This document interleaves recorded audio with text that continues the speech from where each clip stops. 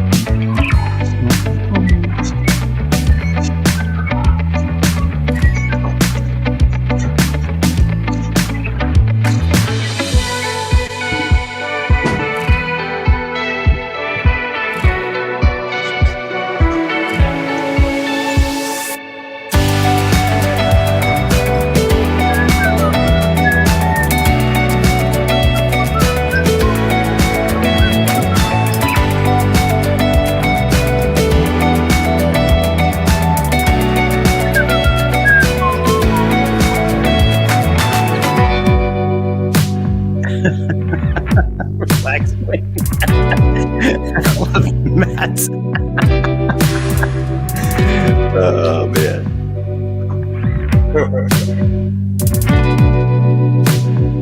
Do amigos.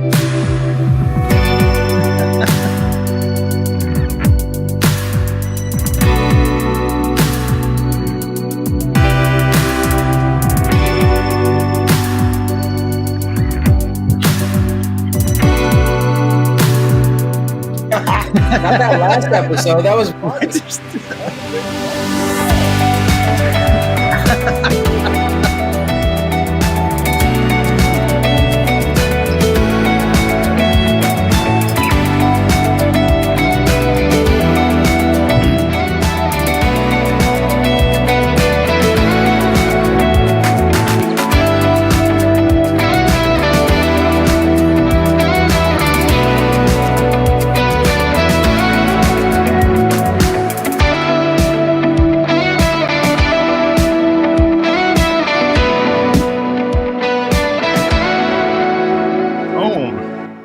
And out of here. Boom.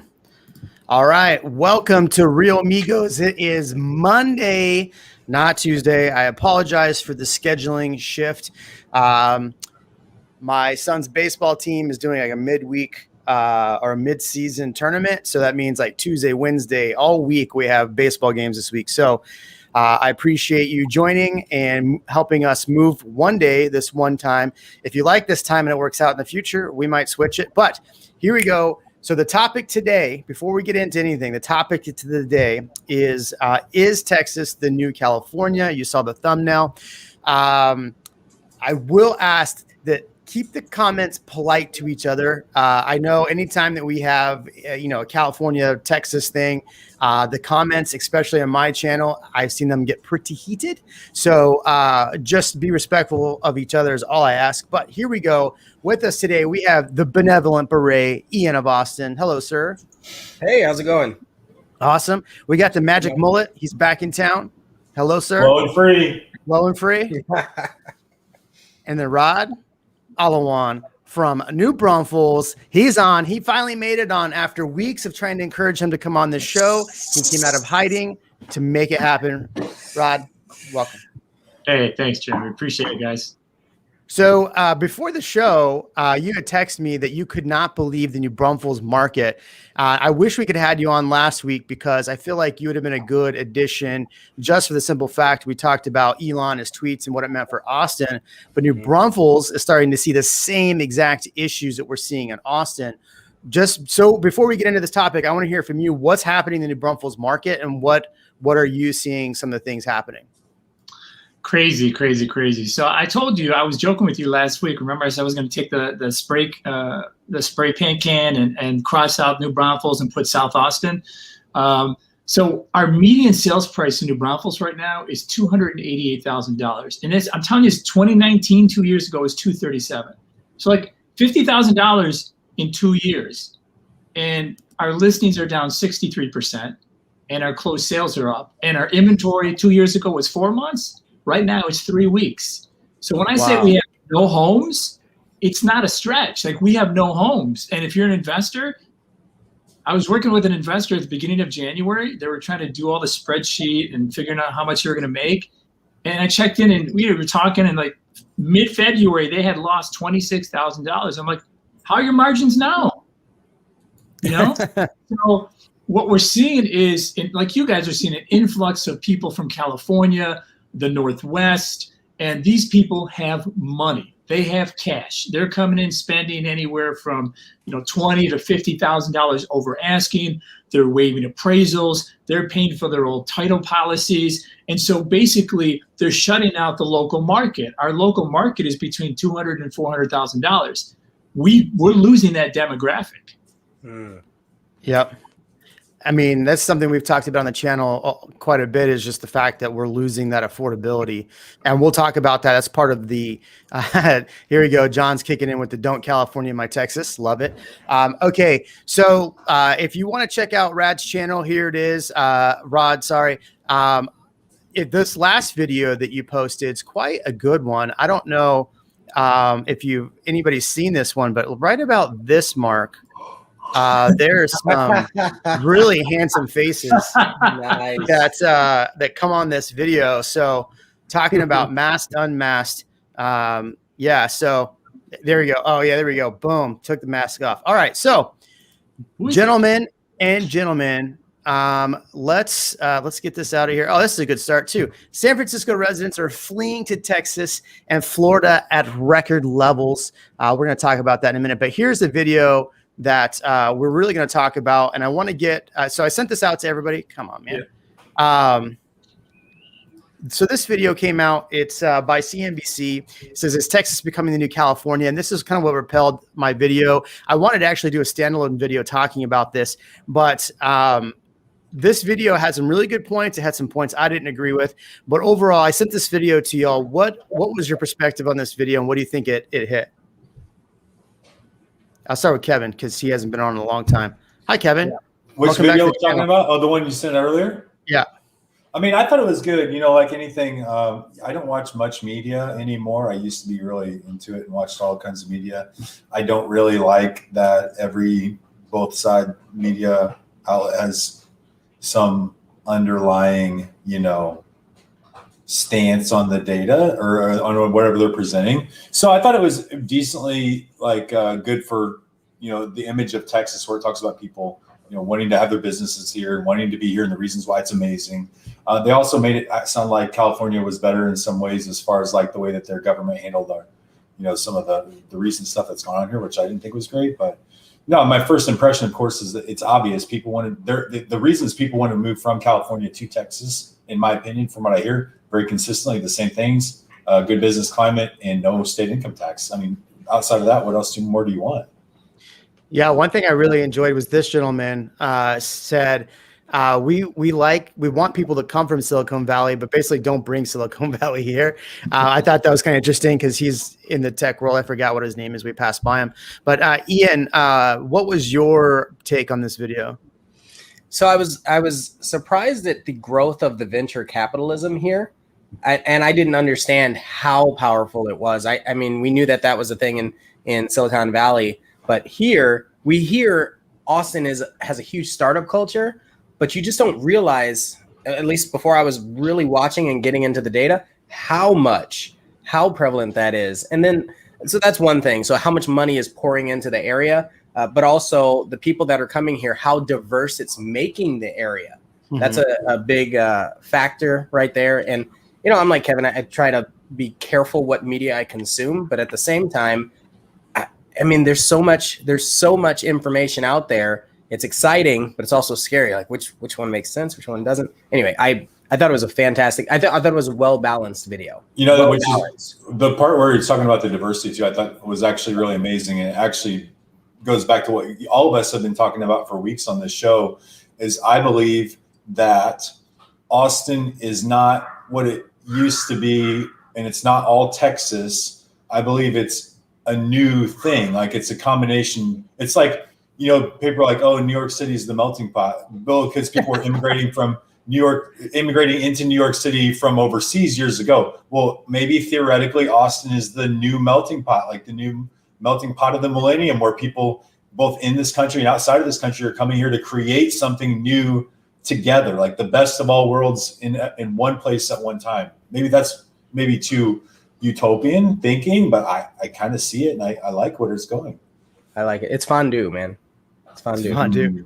Rod, what's your take? I mean, I sent this to you. I don't know if you watched it, but you know, as far as Texas becoming the next California, what's your thoughts? I mean, you're seeing, you know, a ton of investors, a ton of people moving from California to New Braunfels, which was a quiet little town right off the I-35.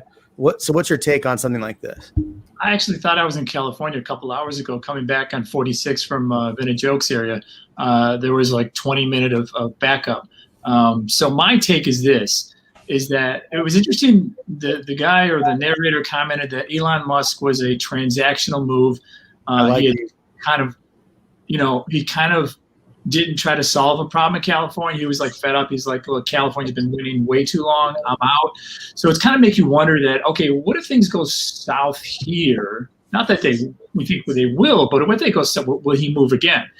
The other part is this. Whoever said that housing is still affordable did not look at any recent market report, or is not really tuned in, because that guy couldn't be so far off base. I mean, things are not affordable. I mean, as they were. I mean, we went up 50 grand in 2 years. What are you talking about? Austin's more than that. So things about individual freedom, very good point. So it's very consistent, Jeremy, with what you said. We're working with families from California. I ask them why they're moving.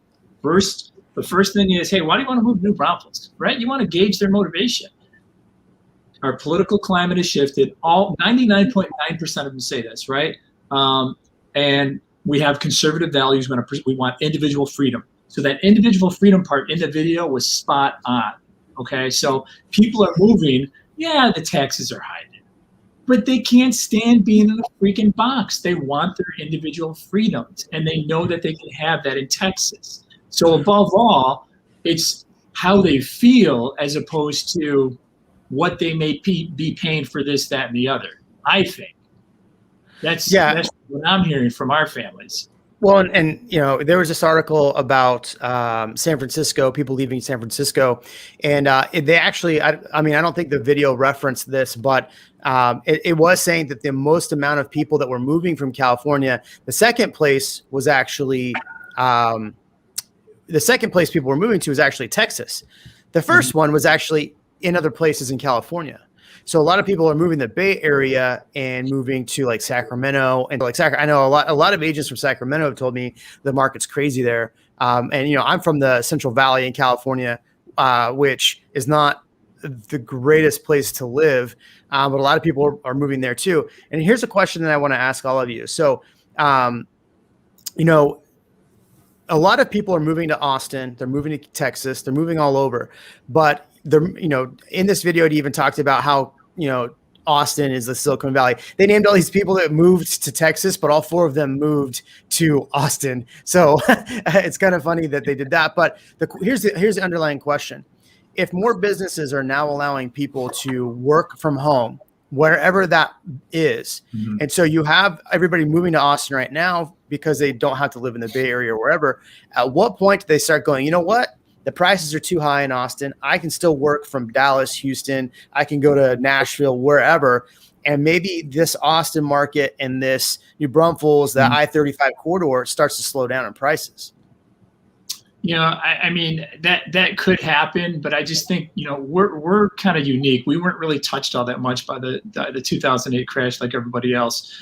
Texas is unique in general, but New Braunfels is like everybody's playground. We've got two rivers, we got trails, we got a water park. So we're kind of insulated in that sense, all right? So it's a second home market to a lot of people. So will it be infected? I mean, last May, a few weeks after the height of the pandemic or the pandemic started, we have 4,000 people with wristbands in the Comal River tubing. So that's something that's never going to. It is interesting because you mentioned something, Jeremy, about people can move. Yeah, that's my feeling. Hey, look, people are no longer tethered to their states. One thing we learned from the pandemic is that, hey, we can work from anywhere. And if you don't like your state, you can just leave. And the states aren't really saying, hey, why are you leaving? It's like you're in a restaurant, you're a manager, and half the restaurant gets up and walks away, and you just watch them go out the door. What are you doing? What are you doing to help these people stay there? Apparently nothing right now. So people are no longer tethered to their states, and they're leaving because they can. God bless. Dinosaur D always has the most rich comments. Kevin wearing a Lakers shirt to trigger all the. Okay, we're not going to say that. I'm glad he picked. I was waiting to pick up on it. I got a Dodgers hat here, but my hair looks too good tonight. So. So I mean, what's your take on that? As far as people, Ian and Kevin, what's your take? To what Rada just said. There's a lot of information there. I would say that I don't really want to talk about the politics of it, but I would say the Comal. Let's talk about that, right? That is, I mean, it's a draw, but there are a lot of things that are here that people don't realize are here until they visit here. And so I feel like people that are from, let's say, California, let's use California as an example, they can come here and they can live a similar lifestyle in a lot of respects.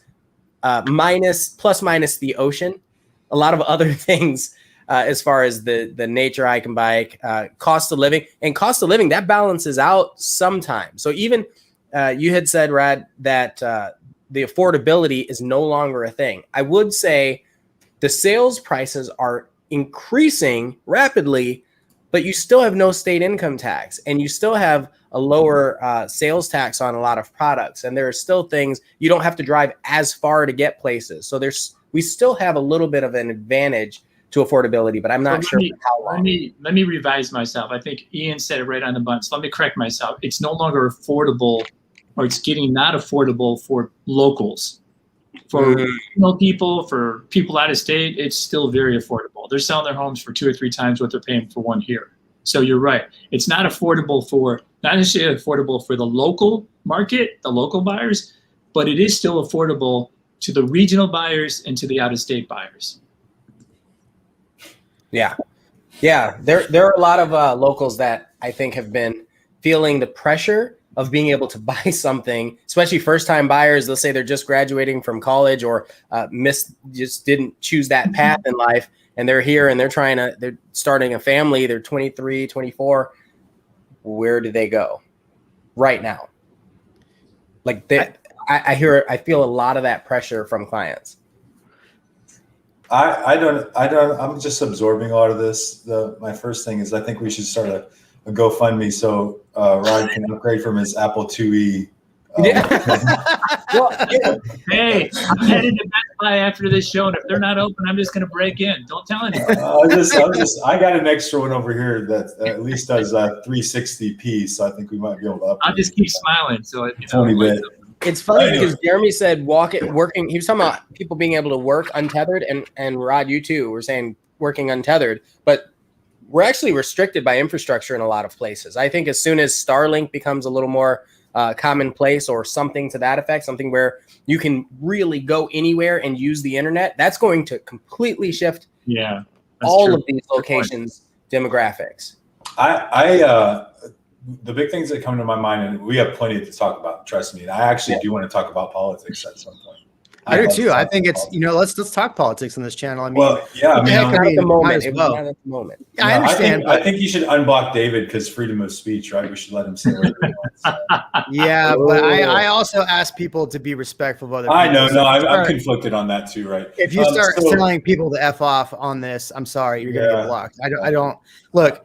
We're all going to be that's the one thing that I have to put my foot down to. As people in Texas, we're respectful of each other. So if you're going to come on here and start telling people to F off and F you and calling them names, you got to go. That's that's where I draw the line. So for me, he had to go. So that's actually very Texan right there. There are a lot of very respectful people here. Totally. And despite all of the noise that you hear everywhere else, people are pretty respectful most cases. And it's like Michael Scott told Toby, we're in a welcoming environment, and if you don't like it, you can get the heck out of here. That's right. That's how it is. All right. But what I was saying is I think affordability is a relative thing. I think the value is what is the key thing. It's not affordability, it's value. So you might have to pay a little bit more. I get that. But what are you getting for the value of the purchase? Right. So we get to live in Austin. We get to live in New Braunfels. We get to live in Central Texas, which, that's God's country, in my opinion. So I think the value is still way, way below what a lot of people are willing to spend to be in this incredible environment. Yeah. So I like this comment up here about Starlink. I just put up what is Starlink at Treviso floor plan. Rod, if you're not familiar with the channel, there's a neighborhood northwest of Austin called Treviso. And it's like a no word on here. You say that word and you get blocked. Bye, Mark. You're gone. Just kidding. I'm just kidding.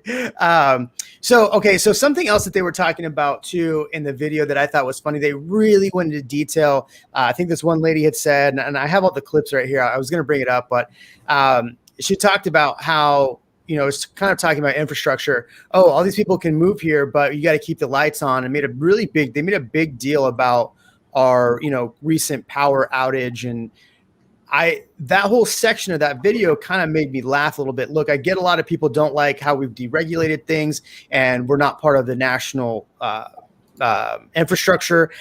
I understand the comment. I understand both sides of that argument, but to say we're not as good as California because of that made me laugh, because I've lived in California. You get brownouts every single year. You don't have power at night. A lot of it during 105. I don't know. Have you guys ever had where it's 110 in Austin or in New Braunfels and we didn't have power? Mm-hmm. No, I mean, that doesn't. Yeah, there are going to be days like that. I mean, I don't look when you're taxing the system. We got 30 million people here. California's got 40. Come on now. At some point in time, everybody's using it at the same time. It's going to go out. So I thought that part of it was just a kind of like, I thought that was the media's swipe at just maybe trying to balance the story out a little bit. Yeah. Coming from that background, you got to go one up, one down, one up, one down. And I just thought that was, but people are, like Elon Musk, are you familiar with his work? And he made the he made the transformation. Oracle, familiar with their work? They moved. So if they had any concerns, they would have balked. And I understand. Yeah. But 30 million people. What do you want? 40 million people. It's going to happen. Elon has an ace up his sleeve. Yeah. He has a company that builds batteries. Well, we talked about Elon in a lot of extent last week, because I don't want to dwell on Elon, but it did strike me the comment that was in there about he was transactional and that this was just another transaction. So it did make me have pause, like, okay, but that is probably also a just swipe at Elon, because again, we're in a time where everybody wants to take swipes of important people. So what did you think about that part of it, Kevin? What's that? The part where people the part where they were just making it saying that Elon is doing this is just another transaction for Elon coming to Texas. Oh God, no. Do you really think that one of the world's richest men is going to haphazardly make decisions? He's a visionary, right? He's a visionary. He's obviously created some of the most well-known brands and businesses that the last 2 decades have Texas, seen. in many respects, stands. Sorry, go ahead. No, go ahead. You want to play it? You can play it. No, I was going to. Sorry, I was trying to. Sorry. Oh, there we go. I was trying to fast forward it to another part. But there's never one reason anybody makes any decision, right? I'm sure he's making the financial reasons or just decisions for business was a factor, but there's a lot of stuff going on in a full decision-making process. I don't think it's just transactional. So here's the one part that I loved about this video. It's there we go. Hold on. It was this part right here. It's huge. People brought to the area. No, hold on. It was this guy. This part right here. You think about California, it's the 49er, right? The 1849er. who came to California to strike it rich and the gold rush and the birth of Levi jeans and everything like that. So in the northern part of California, you've got tech companies, and so it's moved from gold to silicon. Whereas Texas is a different story. Texas is Tejas, right? It's the Caddo word, and it means traveler or friend. And in Texas, we celebrate the 6 flags of Texas.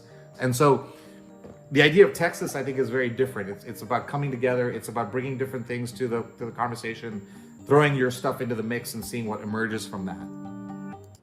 So I love that he said this, because, I try to explain to people what the culture of what the culture of Texas is, right? And why we're not California. And I think he summed that up very well. I mean, what are your thoughts as far as Texas culturally versus California? I think Texas, I mean, from a New Braunfels standpoint, people have been very embracing. I made the move here 3 years ago. I have been coming for 13 years, but people are so warm here. They invite your ideas. They invite you. They trust you right away. And this is the same thing that happens when we're kind of touring families around town. Like they would stop, and complete strangers would say hi to them, which is so. This is Texas, this is just who we are as a state, who we are as a people. So I agree, we welcome your ideas. Just, let's collaborate. But don't try to dominate, if that makes sense. You know what I'm saying? Let's kind of mix all these ideas together. Yeah, I mean, I see a lot of this. Like, listen, I grew up in the Midwest too, right? So, there's not a lot of diversity in the Midwest either. But the part that I have the biggest struggle with is that real Texans, whatever that means, because I wasn't born in Texas, but I call myself a Texan now because I've been here and I love it and I call it home. So whether I've been here for 5 minutes and I call it home, I don't think I should not be able to be called a Texan. But I think the attitude towards like literally everybody that lives in California wanting to be here, that being negative, like overwhelmingly negative, I don't know that that's the problem. I think the tension created between, it's almost like political parties now, Texas versus California. We should just run an election versus each other, right? They just hate each other for no reason, apparently. Yeah, that's so keep going. I'm going to fast forward to a part that totally sums up what you're saying there, but go ahead. Keep going. So, here it is. No. I just don't, I mean, and I'm not saying that's gospel truth. I have a hard time with this, like, we're right, you're wrong kind of attitude towards it, or this is our home and we want the door to close behind us kind of deal. I think it's ridiculous. You know what? Seriously, here's the thing. Here's the thing. All right.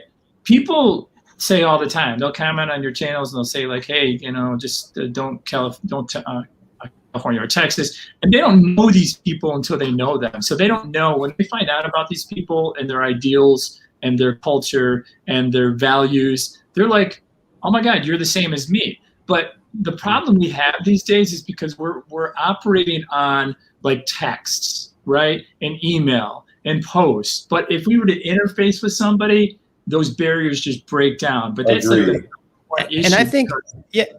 And from my experience being here, like nobody, like there's only a few people in I know in Austin that if somebody says they're from California, that they give them a hard time. And it's that person that comes over, is like, yeah, I'm from California. We're better than you. I think that is the attitude that is bad look for California, but that also gives, us in Texas as a second largest economy, who is built completely different, who has different, like he was saying earlier, different values or come from a different structure. When you come over here and say, oh, I'm better than you because I moved here from X, I think that's where people have a problem. And that's where the whole sentiment comes from. Don't California my Texas. Don't come with that attitude. I mean, do y'all think I'm right on that? Or, I mean, because I know a lot of people from California and they're doing fine here. Yeah, I mean, I think I agree with you. Basically, look, everything that makes California suck right now, I mean, don't move here and make us suck. I mean, basically, but again, it's consistent. Like, people are moving here for all the same reasons. I haven't had one person so far say that I am this or I'm that and I'm not going to fall in line. Everybody's moving here for the same reasons. Now, there is caution in this, because I'm telling you, what happens when people move from one area to the next, like from a metropolitan area to a smaller area, all of a sudden you see a Home Depot there. Well, what I'm saying is, we can't expect these people to like drop every value and every belief that they have. I mean, it's going to change somewhat, but as a whole, I'm saying it's going to stay the same, because from the conversations that I'm having. What does that even mean? Like, what does it even mean to be that California bringing values and changing the climate? What does that mean to most people? I would genuinely like to know. Another thing I want to read is this: the true mark of intellectual maturity is how a person handles new viewpoints and arguments that may not directly correspond with others. Let's see. Once they can understand the viewpoints of others, their arguments and their concerns, it becomes much easier to work collaboratively towards shared goals and efficiently advocate your own position. So maybe it's not go F yourself, everybody that doesn't agree with me because you're wrong. Maybe it's like, I understand. Okay, so you feel a different way. I don't agree with you, but let's find something that actually does work for both of us. Mature strategy. Apparently us as adults in states with an overwhelming majority can't seem to understand that that's the most effective way to communicate and solve problems. Well, I mean, look, in the age of social media, we've seen a drastic change. I mean, people have become keyboard warriors, especially in the last, election cycle, or last 2 election cycles. Everything has been hyper politicized. And I think that's why when you look at California and Texas, everything is red and blue. And I think some people don't like that have been here culturally and understand what Texas is. When somebody says, I'm going to come change your state, I'm going to change it blue, when everything's been like, you're moving here for a specific reason. Now, I'm not saying, now look, please don't take what I just said. I'm saying this is a general consensus is what I hear from people who make that statement. It's not what I'm specifically saying, but that's what I've gotten from the sense from people. But at the same time, that it goes back to my original thing. If you're going to move to another state, don't go to that state and be like, hey, I'm changing everything. You got to change everything to fit me. No, you need to come in and understand what the state is about before you make that change. And I've said that several times because, is Texas perfect? No. Is California perfect? Hell no. But you can't expect Texas to become perfect if you're coming to California and trying to change Texas into California. Being someone that's lived in California, it's lived in Phoenix, Arizona, and here, I would never try to change Arizona into Texas. I would never try to change any state into another state. They're all different for different reasons, and you're moving there for different reasons. So that's my take. I mean, what are your thoughts? I'm leaving the floor open to everybody else because I've got too many opinions on this right now. I think I like that we as realtors have kind of a unique position. We get to see it in so many varieties, right? So we get to see, I guess, some of the truer motives of people relocating, because a lot of it is I can't afford, or I just want to do this. And sometimes there's a little political color thrown in there, but for the most part, it's I just want to raise my family, have this quality, and this quality of life. That's mostly what it is. And some people, when they say they want to do something for their family, a lot of it ends up being the prices, the equity, the growth here allows them to build that wealth for their family.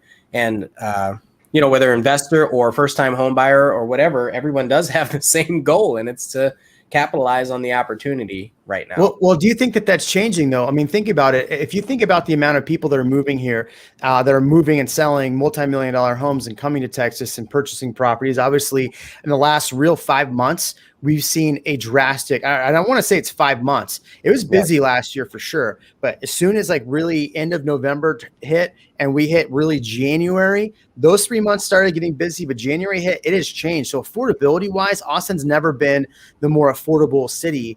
But do you think that that's going to change what your statement you just said? Do you think the affordability part of this changing is going to change people's mind on what you just said? So I'm going to give a throwback to what Kevin said last week. And he said, where else do you want to move? Like if you had a choice, let's say money was not a factor, right? You can live anywhere in the United States. Where else would that be?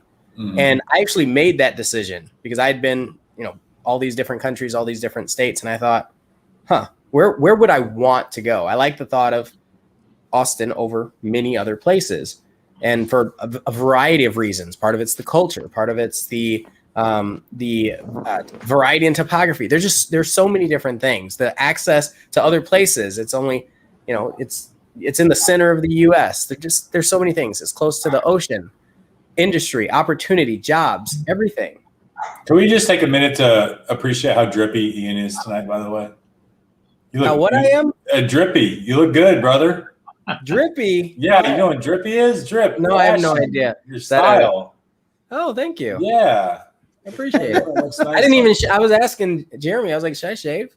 No, man. No, you can't even tell. Just to clean it all up, I haven't either. I got this neck beard thing going on, simp style. Nice.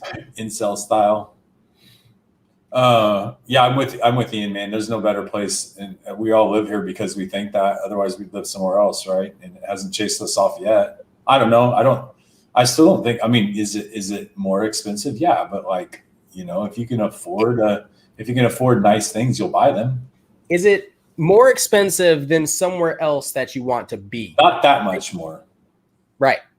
No, worth the difference. Like if you look at Cincinnati and you look at Austin, yes, it's more expensive.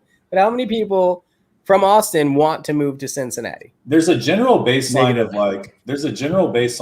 because it's a close comparison. What it takes to live, right? You have a general. This is how much it generally costs you to live, right? No matter where that was. So then it's kind of an incremental. How much more does it cost me here? Listen, energy drink is $3 here. It's $3 in Richmond, Virginia, right? Waffle House is $5 here. It's $5 in Richmond, Virginia.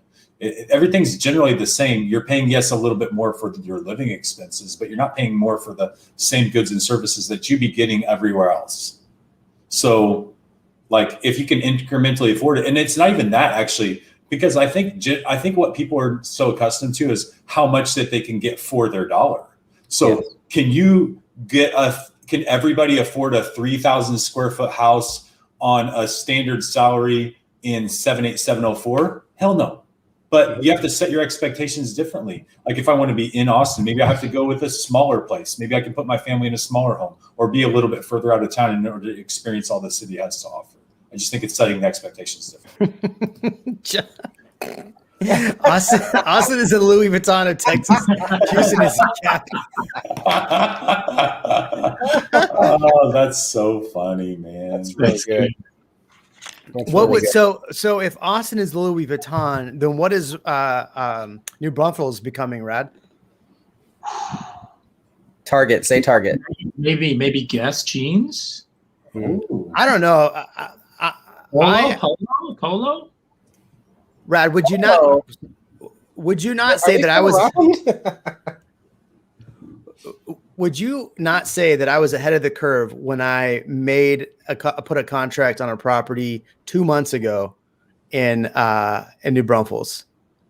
Jeremy, he's taking all of us watching, all of us on right now at the lunch tomorrow. He's banking as he's talking. He made a deal 2 months, February, I think, right? February? Yeah, February, yeah. So, I don't know. But look, right now, he probably has 38 on the low side of equity, 38K in 2 months. So that's what I'm saying. Like if you look at all these other areas outside of Austin, they're seeing the overflow from this Californication of central Austin. I mean, I'm only throwing that word out loosely just because on the subject, but let me ask you, so we're seeing a ton of California investors, buyers. I mean, I can't tell you how many calls I get from Bay Area people saying, "Oh, I'm an investor, yada yada yada." That I want to buy something under 350, which is absolutely ridiculous. It's so hard to find now. But are you still seeing that same level of investor trying to get New Braunfels coming from California? I will say this. That's a very good question. So if you want to do under 300. You got to go with what's available right now. So most builders have nothing, right? There's nothing except for maybe 1 or 2 homes, and those homes are going to be smaller, 3-2, 1,500 square feet, or maybe a 4th bedroom. So look, the best time to purchase that under 300 this year would be right now, because the builders, these spec builders, are going to have 1 or 2, right? Or maybe something that came back on the market. But if you start to get picky, you're just going to be out of the game. I mean, you're losing money. So it's right now it's still there, but God, guys, I'm telling you, we're talking maybe 1 or 2 per community amongst the builders. That's it. That's like all the inventory. And that's inventory that's coming up in June or July or August, but everything else is scratch. Everything else is like from dirt to build, but there's like nothing out there. So if somebody wants something for under 300, I'm going to tell you it's not going to happen next year. I'm just going to go on that limb and say, get it. What are the school ratings for New Braunfels? If you had to pull up like niche.com or something like that. I would say, okay, 2 strong districts. They are, because look, people love living in New Braunfels. It's in between that wacky city you guys are from, Austin, and it's in between San Antonio. You mean that Gucci city? So they like to be in between. New Braunfels ISD serves about 12,000 students. Is smaller, okay, not as many resources. The big district, the one that as far as amongst the best schools in the state of Texas, is going to be Comel ISD. And specifically when you get into Smithson Valley High School, Bill Brown Elementary, Hoffman Elementary, but there's also Klein Elementary, there's also Carl Schurz of NDISD. You're going to have, look, the most important thing is this: you have 2 solid school districts, all right? Because if you didn't, guys, and you know this as well as I do, people would not be paying what they are in this particular city. You take away those schools, and I would say these schools are B+, A-. If you're looking for a grade, nobody's perfect, but I would say B+, A-. So, all right, Master Jedi, I gotta admit, is a very smart person, because he's getting out of Vizcaya right now and jumping into New Braunfels right at the right time. So congratulations to you. Not New Braunfels, he's going to Bastrop, sorry. And if you saw my last video, which was Lago Vista versus Bastrop, Bastrop won that battle, but that's a hard decision because they're 2 different like areas, 2 different things. So I really shouldn't have picked a winner on that. I think they're different for their reasons, and I think they're both good for that. But Kevin, I feel like you have a lot to say. Let's jump on what's in Kevin's world. What are you feeling on this topic? No, I do have a lot to say on it, because I feel, I don't want to be painted the wrong way, that I'm just like, oh, I want everybody to do whatever they want to do. I don't feel like that. I actually have politically pretty neutral, but probably leaning a bit more conservative values, because I did grow up in the Midwest and I naturally inherently feel that way. I don't like all of the general political type values that are coming from not just California, from some of that mindset. I do think that is not the best thing for Texas long term. But my California clients, a lot of them are coming here, and even if they weren't, it doesn't effing matter. A lot of them are coming here because they like that. They feel like Texans. They like the Texas environment, both for their families and politically. However, I'll tell you this: day to day, outside of directed conversations around the negative things with these topics, day to day, it's actually not really affecting a lot of people's lives in the way that they think that it is. Are there some things that are not good? Yeah, sure. There's some things that aren't good. Are there some decisions that our government in Texas is making that is not good for Texas? Absolutely. I 100% believe that. But from day to day, interacting with people. No state's perfect either. Yeah. Especially after 2020 going into 2021, like nobody's perfect. Bro, I lived in Illinois. I don't know who is deciding that they still want to live in Chicago. If you live in Chicago and have lived in Chicago, please give me great reasons why you really love that. That state has got one of the worst political environments for anything, and it's corrupt. How many of their mayors or governors have been in jail? That's where I left. You know that, right? Everyone. I That's hope where I Jeremy left. sees this. You have a punchable face and a voice to match. I appreciate you, David. But, Let him you know what? stay, Threaten please. me. I That's love freedom fine. of speech. Oh man, I love that. Good for you for using this platform to say something really stupid. Come find me, bro. All right, go ahead. Come catch me outside. How about that? Catch me outside. How about that? We Come can't find even me. talk about her right now. Yeah. Ian, what's your take on that? I was saying that I'm with Kevin. I was in Chicago or Chicago area, Chicago land, and Oh, you live there? people, yeah. Oopsie. People were general statement. This is not my viewpoint on every, you got to disclose that kind of stuff, right? This is my personal experience. Take it with a grain of salt in your own world. And anyway, there were a lot of people that were miserable and treated others accordingly.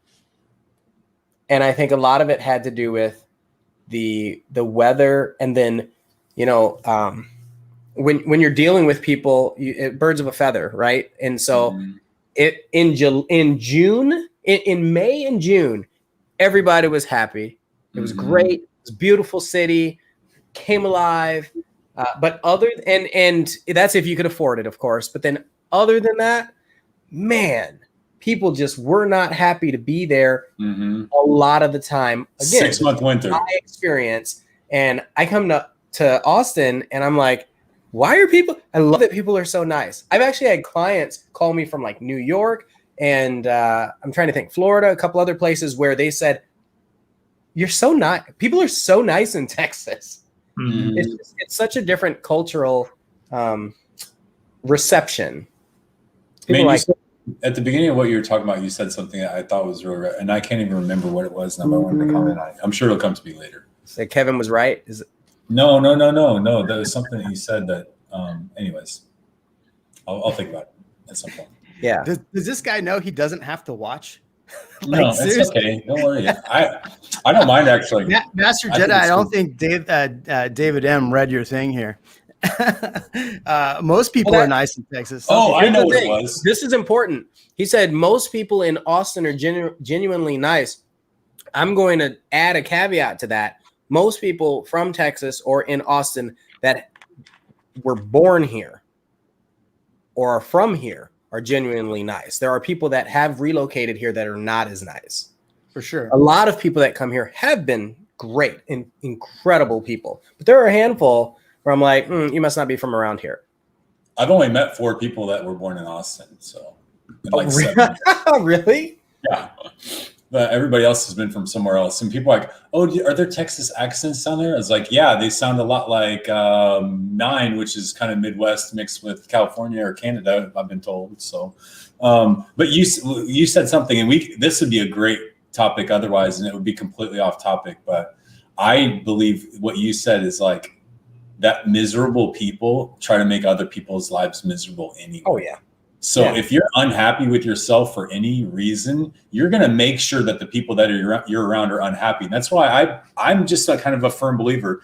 And again, y'all can argue with me if you want to on this. I don't think the things that a lot of people argue about are really as big of a deal as you're making them out to be. I really don't.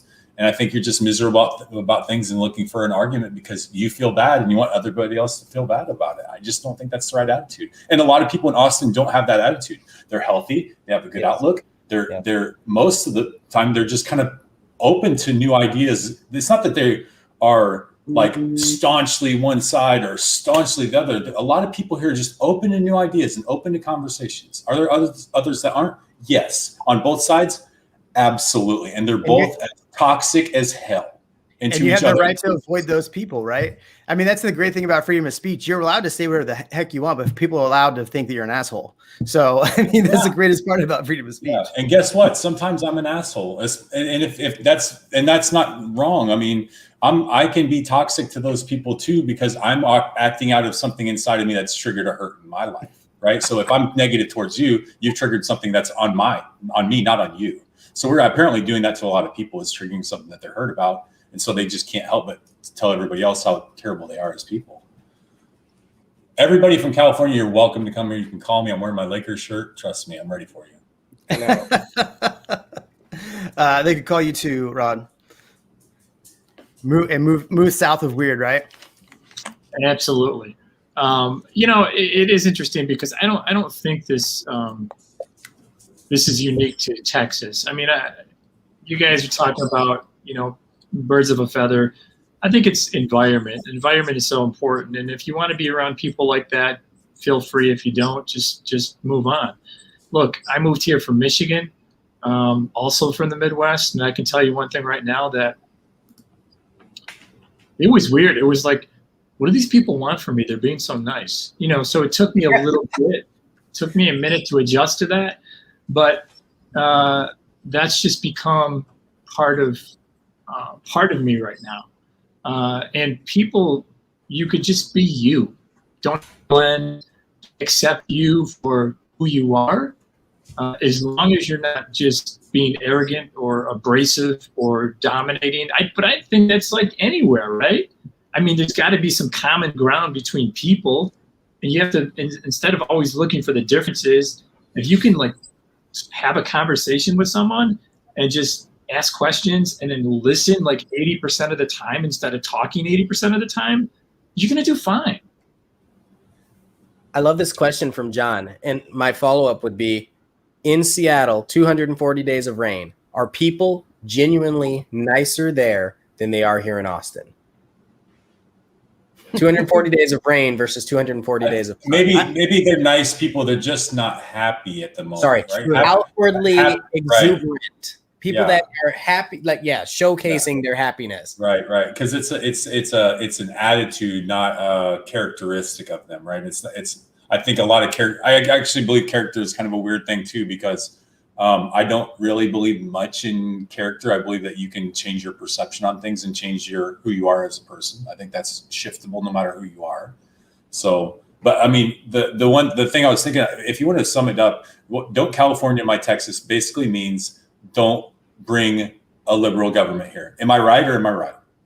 That's all. That's what that means. That's the underlying message. For sure. Yeah, that's the elephant in the room. Yep.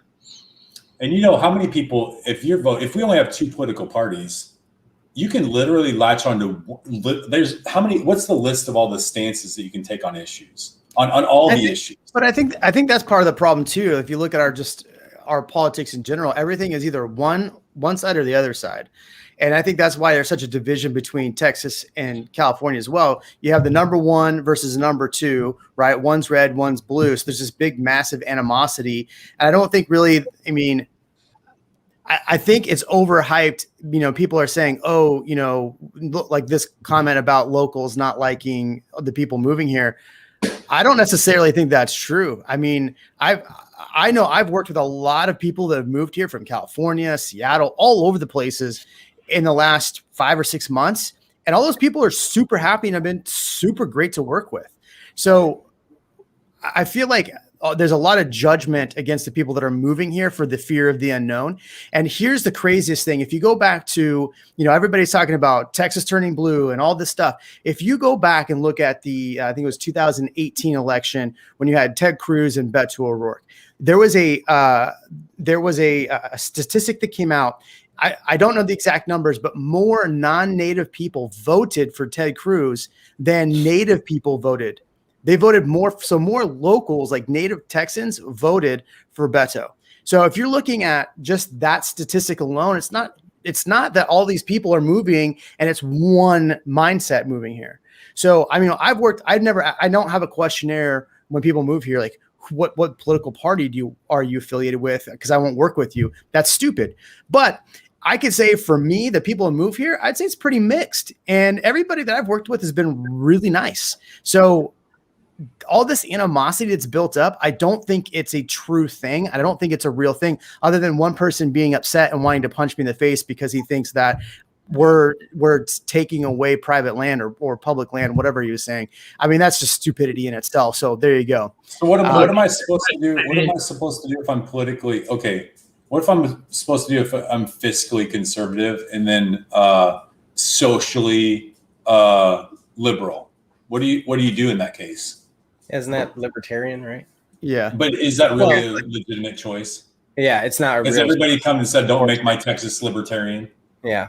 Yeah. It's sad that it's not more prevalent, right? Because a lot of people, when you really get down to the crux of the values and what they believe in, is something similar to that.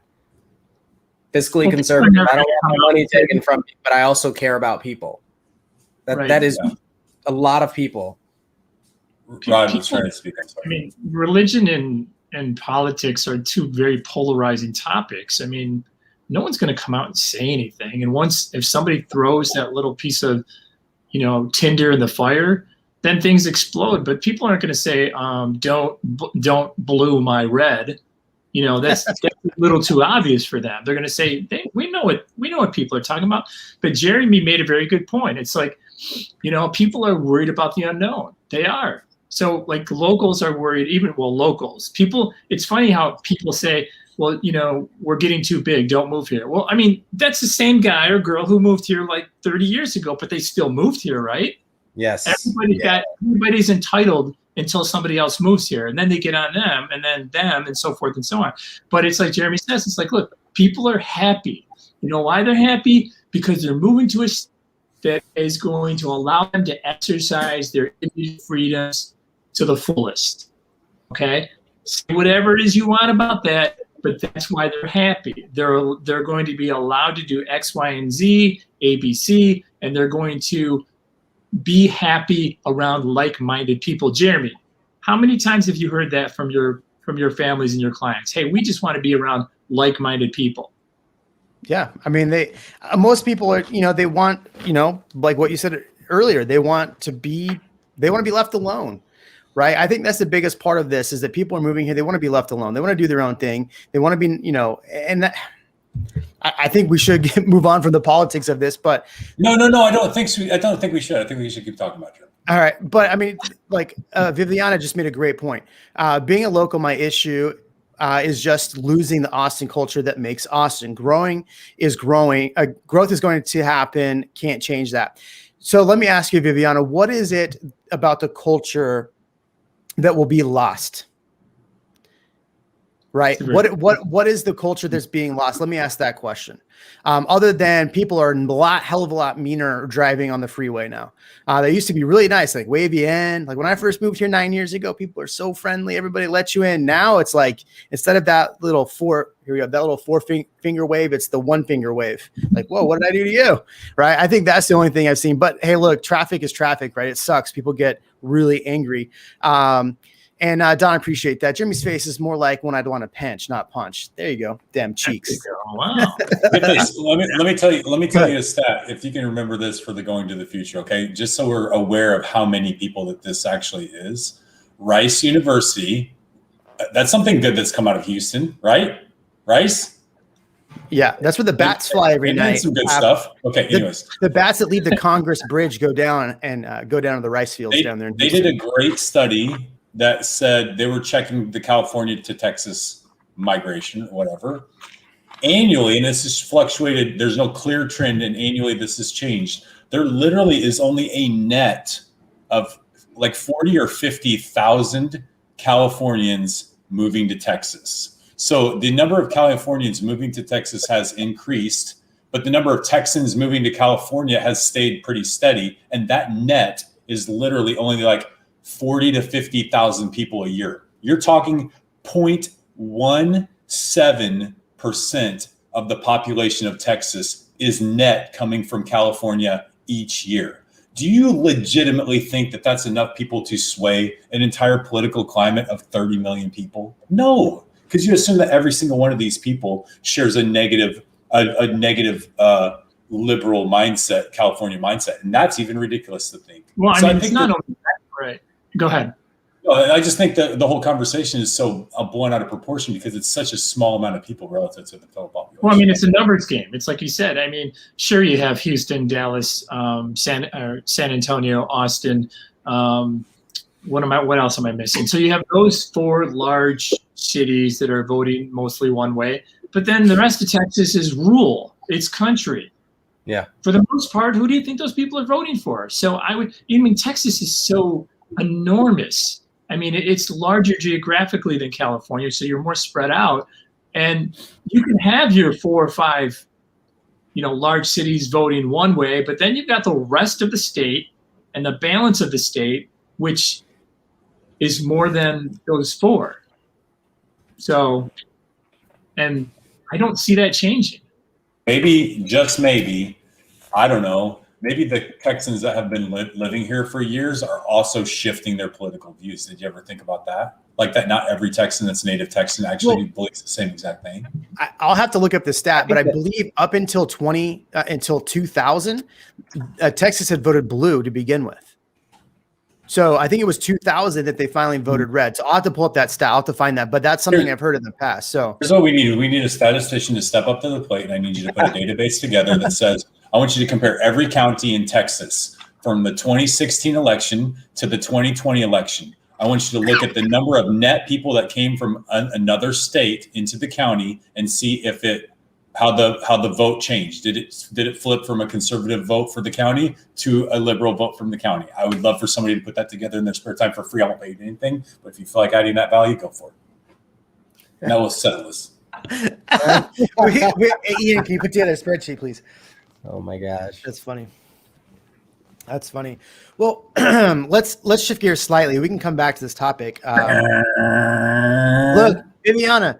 The example of Chicano Park, that's the East Austin trend, has been going on since my dad. So she made a comment earlier about that some of the new locals on the east side were complaining about, and I read this article, and I believe about 50% of what I read in most articles or what people write. But yeah, I did think it was kind of funny that the locals were getting upset with this car show or car show, whatever, that was in Chicano Park on the east side.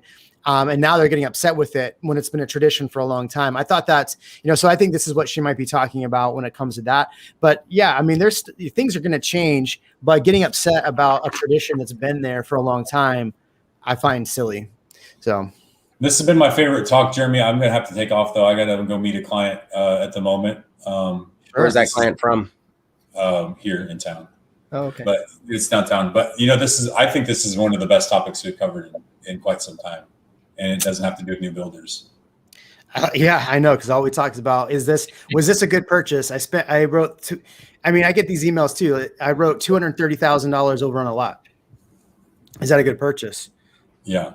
Yeah. So yeah, it's a good topic. I'm glad we are shifting gears. Right topics for the right days. Like maybe you guys can give Jeremy the feedback on if you like these type of topics or not. And how punchable my face is. That was another. On a scale of 1 to 10, how punchable is Jeremy's face? on a scale of Giselle to Jar Jar Binks. How punchable is Jeremy's face? More Giselle, please. More Giselle. All right, Kevin, we'll let you bounce out, man. All right, see you guys. Thanks a lot. See you.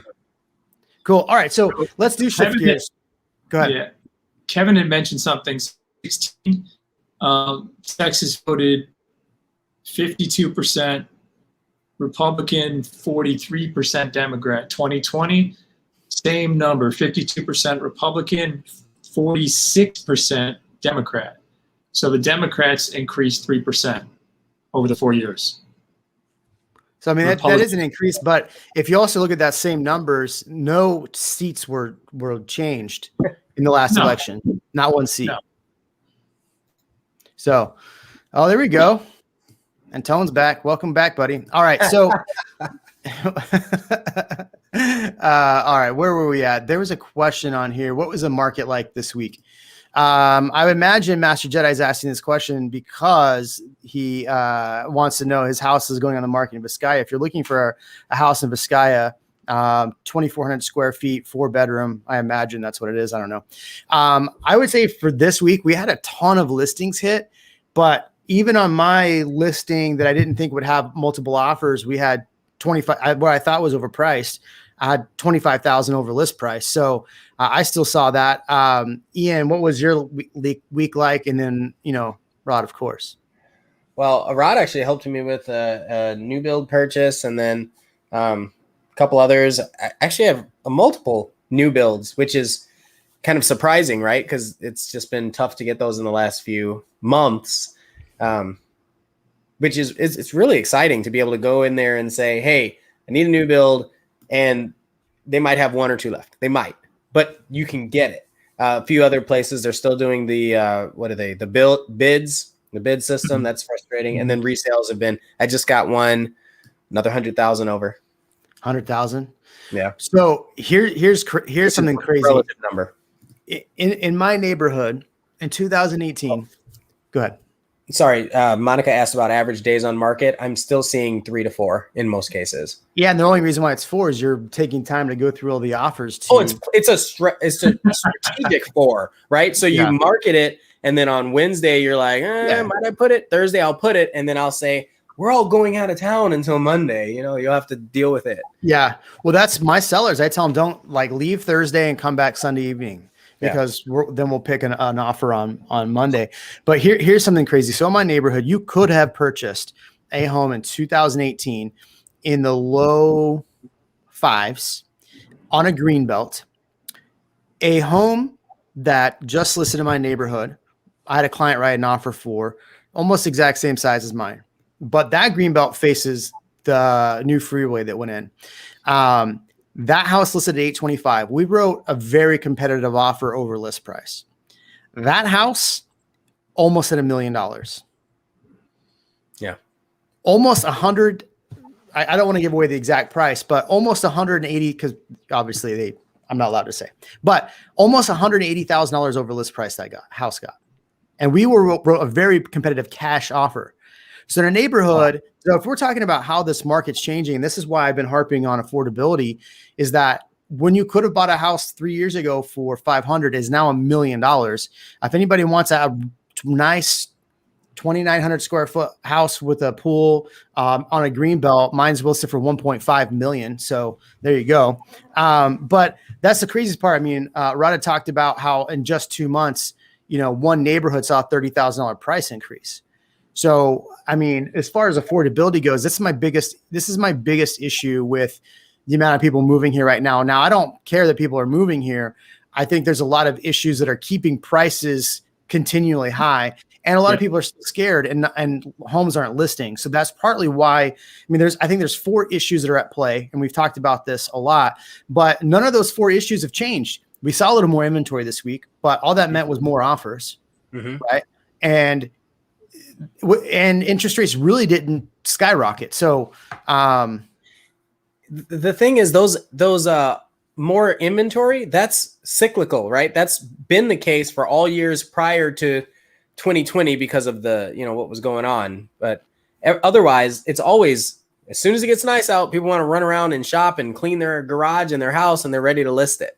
So this isn't a surprise to me that the inventory numbers bumped up for people listing their resales, but they're still gone just as quickly. There's still demand. They're still much higher over list price. I think this is the market that we're in as far as resales too, because they're not, like you said, they're not lasting long. The reason they're not lasting long is because what Jeremy alluded to is that new construction, new builds. I mean, we're really super short. Okay, some inside stuff here. You guys know about this. We're super short materials, like lumber has gone up ridiculous. Trades in New Braunfels. Most of those trade people, the framers who've got to touch the new build 2 or 3 times before it's finished, they're priced out in New Braunfels. They can't afford to live here, and so they live in South San Antonio, perhaps, and other places. But it's like, do I go all the way there? Do I stay here and get to work? And now some builders here are starting to compete amongst themselves by drawing in, since there's a shortage of trades, other contractors from other builders, trying to kind of lure them into their company. So the competition is so stiff here to get homes built that's what we're seeing here. So we have a shortage like this. Then you can only build, it's like Jeremy said, you can only build so fast. I mean, they can't build fast enough because of all these shortages. So when you do that, you create this, every builder can only write 2 or 3 contracts a week, so 12 a month. Everybody else goes on a waiting list. And guess what, guys? Those people on a waiting list are not under contract.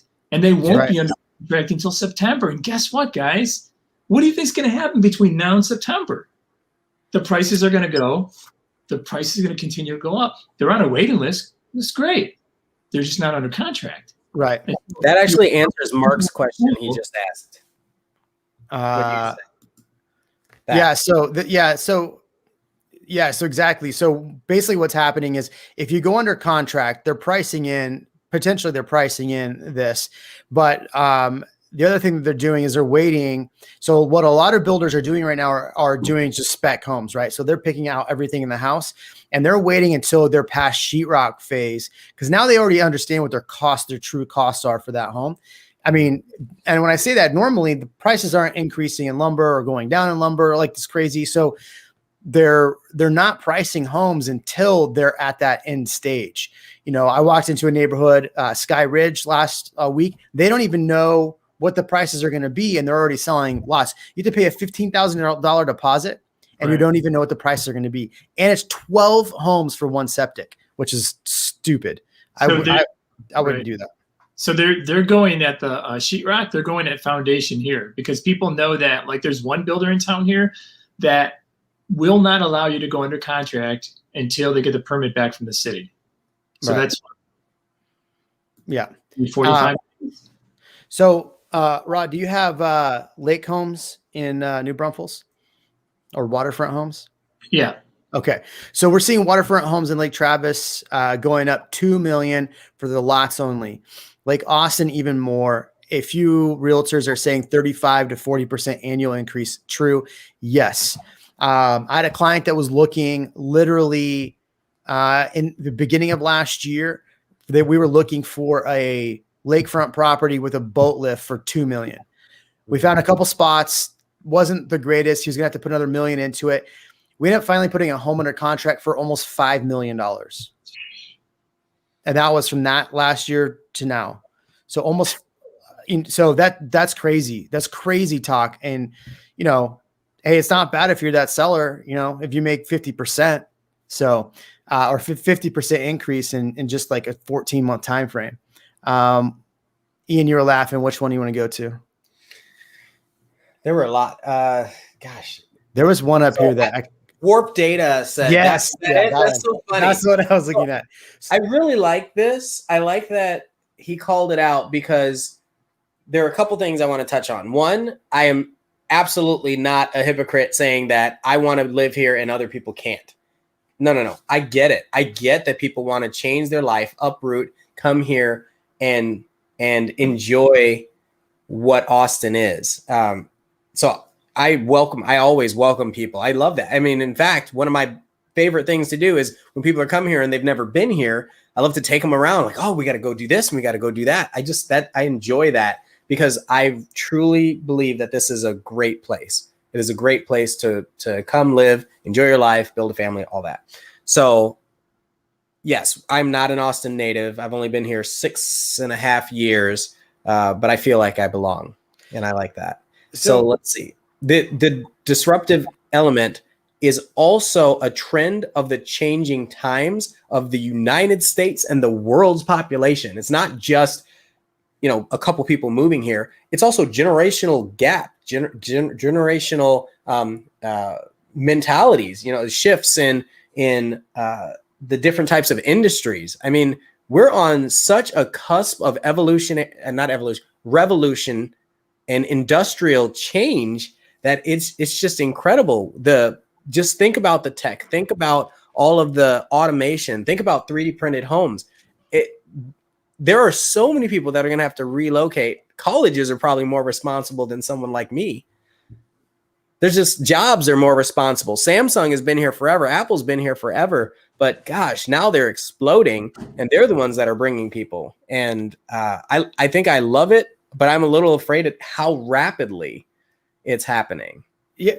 And I thought this was kind of comical to think that I'm here part of the problem.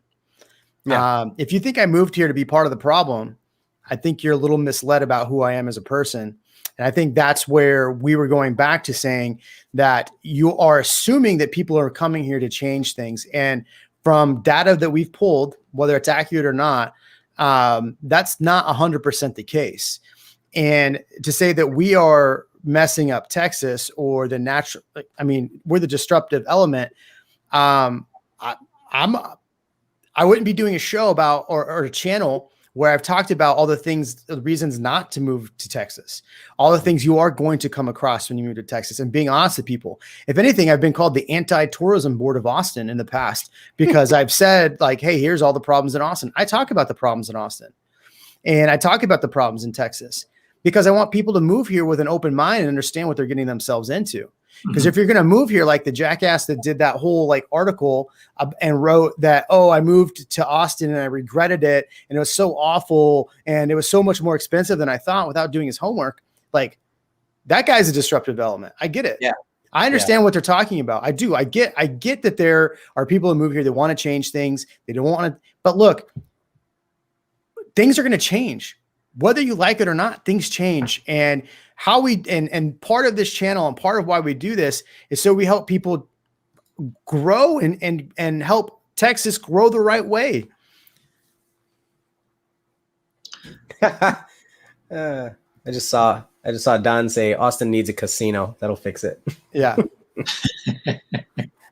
I was just at the casino last weekend. I had to drive all the way to Louisiana. What about that? This comment, I mean, obviously Warp Data did not say we're the problem, but what do you think about that? Disruptive, right? So what are you thinking about that that comment, Rod? I think if that person were to get online right now, they wouldn't say the same thing. I just think it's a interface thing. People are brave on a keyboard, and I'm not going to give it much oxygen. I just think that's what it is. I don't think anything of it. I just think if you were to sit across and have lunch with this guy, he wouldn't have the same take. Yeah. I'm not going to give it any oxygen. I'm sorry. What did this whole 415 thing come in the comments? I'm a little late. 415 in the house. Maybe you can't say the other one on YouTube. That's my assumption. Oh, area code in the Bay. Okay. I thought it was 915. 925 is a bait. It looks like a 9 if you have bad illegible writing. Maybe. Oh, got it. Awesome. Ian, what are your thoughts, man? I think I'm done with what I had for the whole Texas thing, but what do you got, man? I think there was something Kevin said earlier about like, what is it actually? And I think everybody kind of touched on what it meant to say, don't California my Texas. But I think really what we all have to do is decide what it is that matters most to us. Why did we make that move? And how do we treat the other people that want to do the same? And then the question is, I mean, there are a lot of people that are going to move here and not agree with you. But then how do you overcome that conversation? And it's not even overcome. How do you handle that conversation? It's, that's the changing environment. That's the world. People shift, thoughts change, and you have to be able to adapt. I mean, anybody who's just now hopping on Facebook understands, right? Yeah. The world is changing, period. A text or a post is one step away from not communicating at all. So how do people, we know how people interact with social media. It's obnoxious, right? It can be. But yet when you see that same person at the store, are you saying that same thing? Probably never. Slim and none, and Slim just left the building. So it's like that. It's interface, man. It's like we're talking about how we speak and how we interact with other people. And people say, well, we're growing too fast. I don't want these people to move here. It's because they don't understand. We did a video on this. Jeremy, you've done a video too. What actual people are saying about this city, fill in the blank. So here's what they're saying. And by the time you get finished with the video, guess what? They're just like other people here. They're the same people, but they just didn't know, like the unknown. So the more you're able to kind of bring that stuff to the table, through our experiences, I think it reassures who's native these days, right? The locals, right, about who's moving in. So Warp Data came back and said, you love a progressive city, but you're saying you want a conservative government. I never said that I love a progressive city. I I understand what Austin is, and I understand where Austin needs to change. I don't agree with with a lot of the things we've done locally. But I'm not, I'm not the one that can make the change. Obviously, I can talk about the issues that bother me. I've made videos about the tax increase for Prop A and Prop B, the trains. I agree that we need infrastructure. I don't agree with that package. I don't agree with how it was put in front of people. I don't agree that it says that it's affordable and it's not affordable.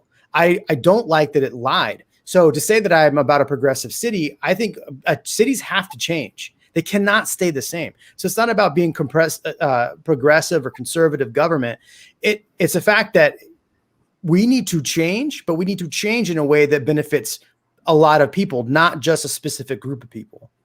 I think the one problem I have with this is that when people put other people in compartments, like left, right, progressive, conservative, just because you have a thought, should you be put into a box? What if you have a way different thought about something else? So these are all man-made terms, and they're media-made and they're man-made. It's like, okay, if you think this, you must be that. Oh, wait a second, hold on.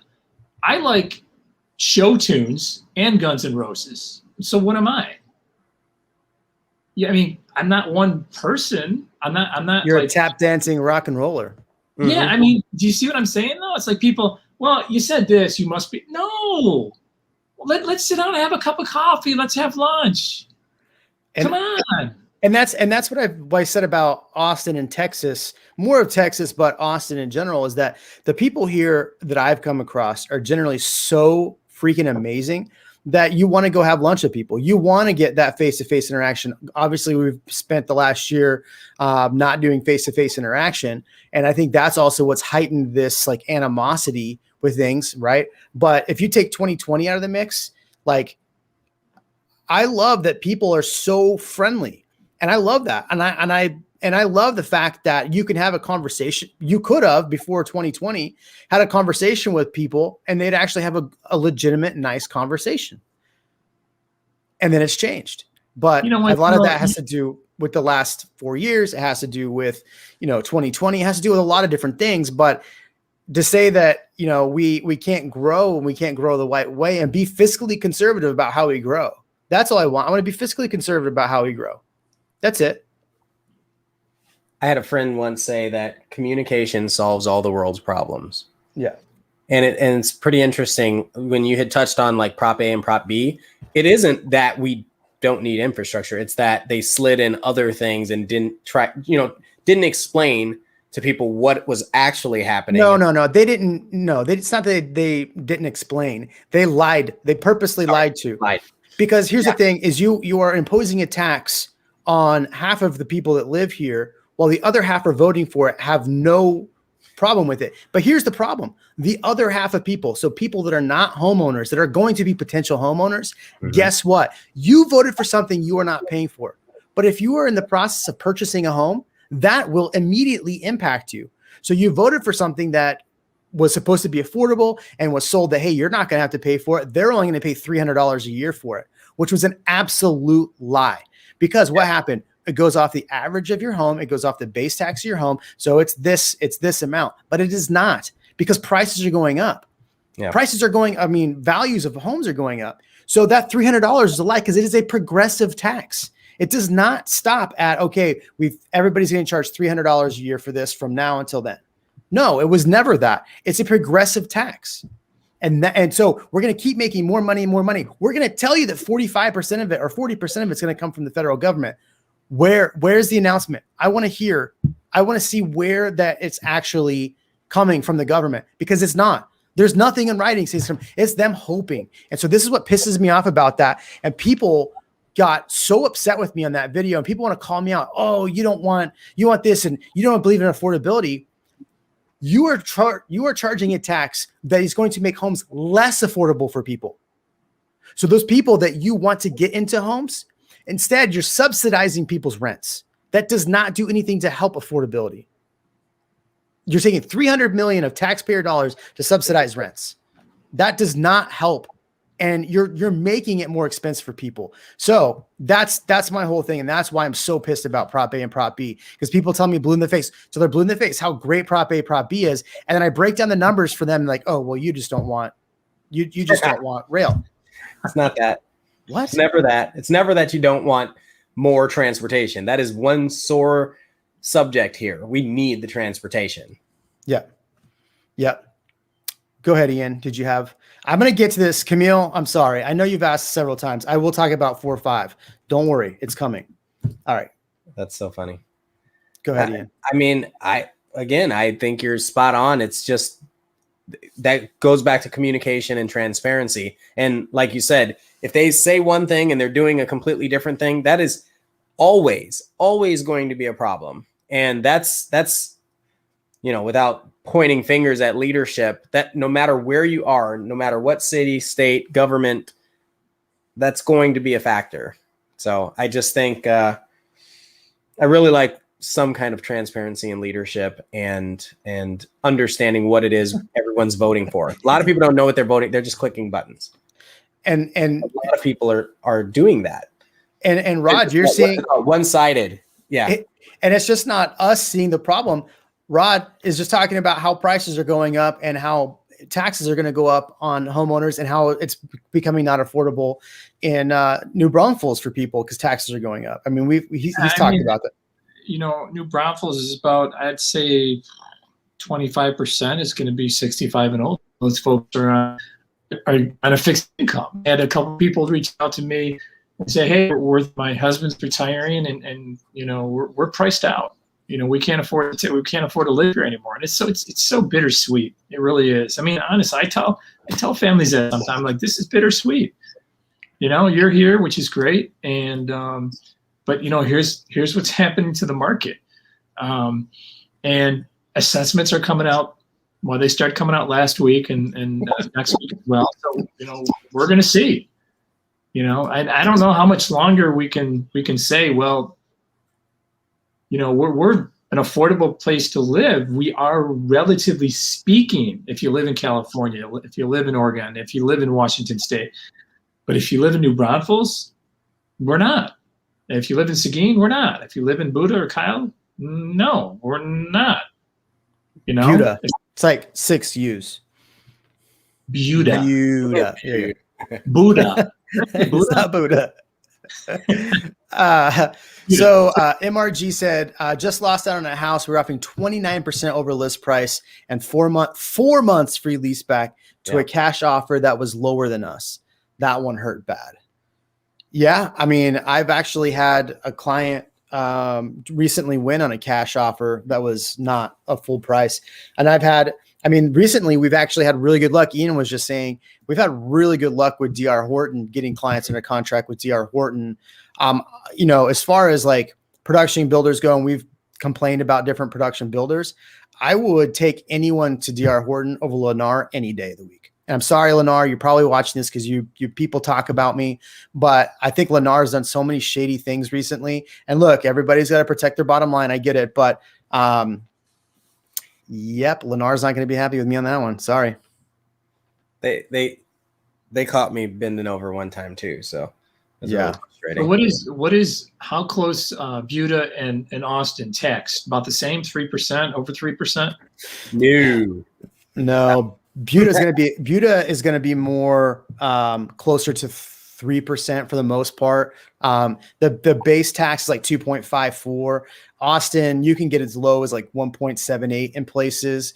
And, like where I live is like 2.14. I have a rental property. It's 1.8.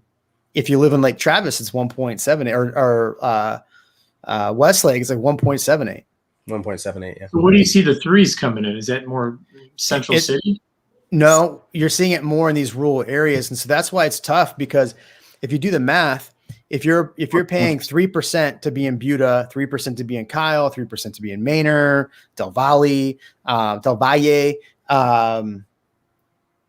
those other subsidiary cities around, if you're paying 3% for a $300,000 home with taxes and everything, you might as well buy a $400,000 home in Austin. The problem is you're still paying $120 grand over list price. Right. So is it the mud districts that's pushing that up, or what is it? Mainly, yes, the muds and PIDs. So, but once those infrastructures, I mean, so once that infrastructure gets paid down, those tax rates will come down too. Here's this interesting thing about that. I've seen the tax rate come down, but the taxes are still the same. I haven't seen it. Now, I could. The appreciation of the property is going to go up, so you're never actually paying less in taxes annually. And I think that's, as far as like, people want to talk about imposing a 1 or 2% income tax to offset taxes. I think we should just make our cities. I mean, I talked with the mayor of Kyle, and I asked him that question, and I think he got kind of offended with me. I asked him, I said, well, if you think about all the dollars that are coming in, what are you doing to offset that? Well, the schools, they can't change their tax rate. So all that money goes to the schools. So it's 50% of it goes to the schools and the rest comes to us. And some neighborhoods don't actually pay our taxes. So we don't fix their roads as fast. And like, just all these like things, like he was not as happy. Yeah.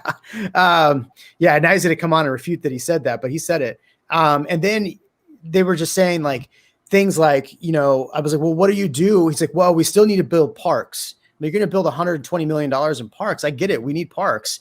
But 120 million in parks, like, what are we going to do for those homeowners? Like, and there was, because he emailed me to talk about affordability. But when I asked about affordability, there was no like, oh, we're going to help bring the tax rate down. We're going to do anything. We're going to put that money back into this or that. It kind of skirted around it. Now, maybe we need to have a full conversation on camera and he'll actually maybe have a different tune and talk more about the affordability. But from our discussion, I don't feel that there was a prioritization of making things affordable. And, from his opinion or his point is that, if you're seeing all the costs go up for lumber and everything, costs in general, labor costs go up. So just because we're making more money, we're having to spend more money, which I get. But I mean, I'm not in Kyle, so I don't know the budgets, but I feel like there's got to be a point where we're increasing taxes so much. We have to do something to either bring that base rate tax down and do something that way, because the taxes are just getting out of hand, in my opinion. Well, I heard it. I read an article from Chase the other day. I think it was Thursday. That came out, just popped in my inbox. It was like 6 a.m, and they said this boom could last all the way till 2023. So I'm thinking. I mean, at what point, you know what I'm saying? I mean, well, I think that's the thing too. I mean, I'm going to do a video on this, but so I don't want to give out too much on this, but a lot of people are telling me, oh, this market's too hot. I'm going to either not move to Austin. They're looking at San Antonio, New Braunfels, other places, or I'm going to wait till it cools off. But and then I'm hearing from everybody, oh, this is the bubble. The bubble's about to pop. I remember this in 2008. This is not the same climate as 2008. Yeah. Can I say something about 2008? Sure. All right. So everybody who out there right now is like, in every video that's being made, hey, we're going to crash and this, that, and the other, and the fire and everything. And, we're guilty of that stuff too.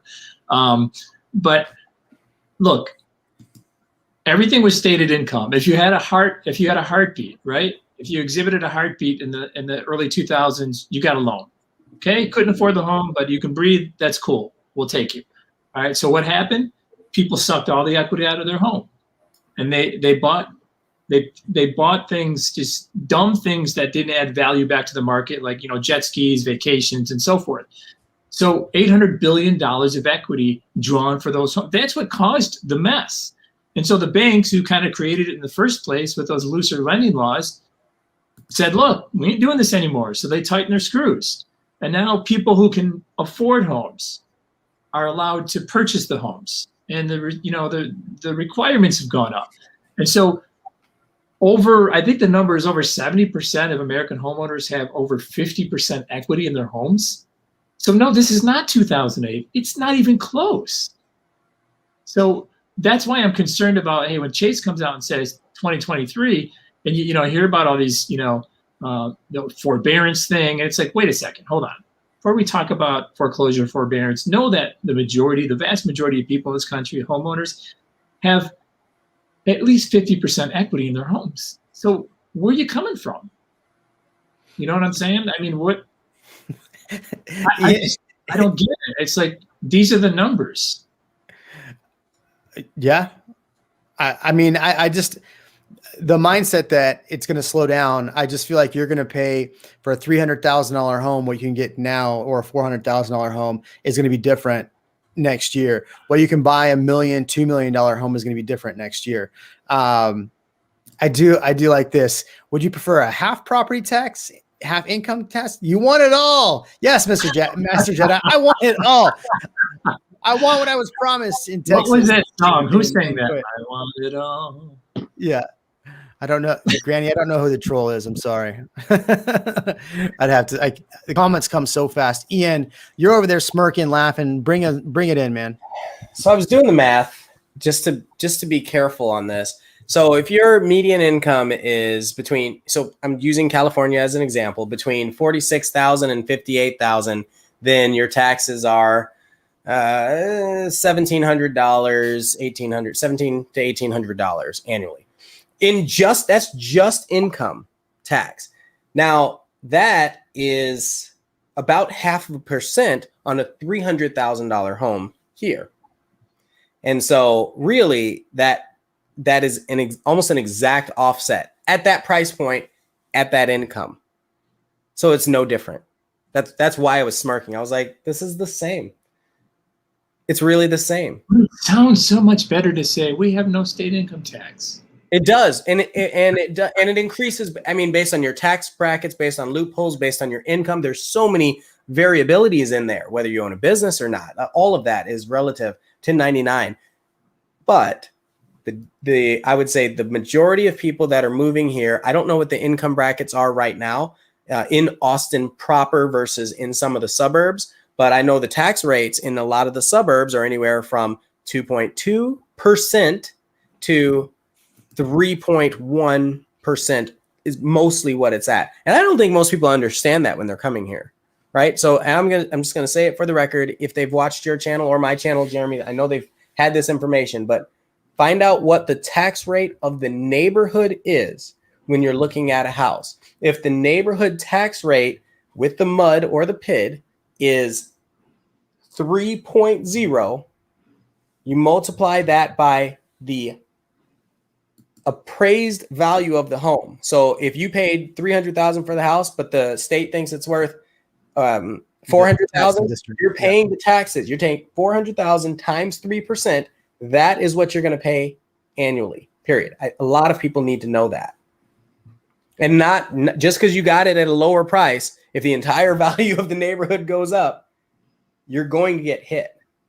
And that's everywhere across the United States. That's not just Texas that has property taxes. Yeah. Yeah, values go up, taxes go up. I mean, that's and look, you sell your home for $110,000 over asking, don't expect a bargain on the next one you buy. That's it. And it depends on where you're going though. Someone paying that much over in your neighborhood inflates your property tax value in that neighborhood. Well, I mean, but think about it. That's why people from California are coming here too. Like if you can sell your house for $1 million and come over here and pay $650, like that's a huge savings. Your property taxes are going to go up, right? You're probably going to spend more. I mean, you have to do the math, but the property taxes might be a little bit more. The one thing is that every single year, your property taxes will go up. So you got to make sure that your income goes up every single year. That's the major difference. I think that's where people don't plan. And this is part. I mean, people ask me why I harp on taxes so much. The reason why I harp on property taxes so much is because I've had clients that I've sold houses to, and I said, look, your property taxes that you're budgeting right now will not be this. They will be more. Here's why, and broken it out. A year later, I get a call. Jeremy, I can't afford these taxes. They're going up. I'm having to do this and this and this and this. I'm trying to help them protest their taxes, and they didn't plan for it. After I specifically told them, this is what you need to do to plan for this.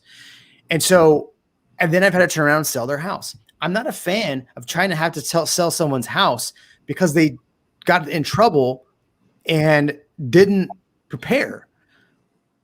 That's not how I want to ever sell a home and make money. And everybody thinks realtors are all this unethical, whatever. But that is why I drill into tax rates so much, because people are moving here. They think it's cheap, whatever. New Braunfels is so much cheaper. I can buy a house for $330. The tax rate's lower than in Austin. It's great. Boom. There you go. And then they're like, well, wait a second. Why is the taxes going up? Mhm. You know, I'm moving to Austin. It's cheaper. For the house. Right. And I think that's my biggest problem. Look, you know, it's not perfect, right? We talked about this. Texas isn't perfect. California is not perfect. Obviously, people are moving here, but you know, at a certain point, we do need to have some sort of legislation that prohibits. Yes, I know that everybody's like, oh, but you get a homestead exemption. That's a big one. A lot of people don't understand how the exemptions work. Yeah. I mean, explain how that exemption works. Everybody thinks a homestead exemption saves everything, right? Oh, there's an over 65 exemption. That doesn't stop their property taxes from going up every year. Disabled vet does, though. Yes, but think about that. Disabled vet, when you go to sell that house and the taxes have not been capped at all. Yes. That is a problem. Yes. So for people that just, people that are primary purchasers, you're buying your primary residence, then a homestead exemption. Let's say you're buying a new build and your house is, you know, you're paying $300,000 for the house. You know, it's going to go up to $500,000 in the next 4 or 5 years. First thing you do is as soon as you're able, you put in a homestead exemption, and it caps your increase in your annual tax rate. And it gives you a slight discount as well. So that's fantastic. Where it hurts people is when they're investors and they have multiple types of let's say they have 10 different properties in the area, because you can only put your homestead exemption on your primary residence.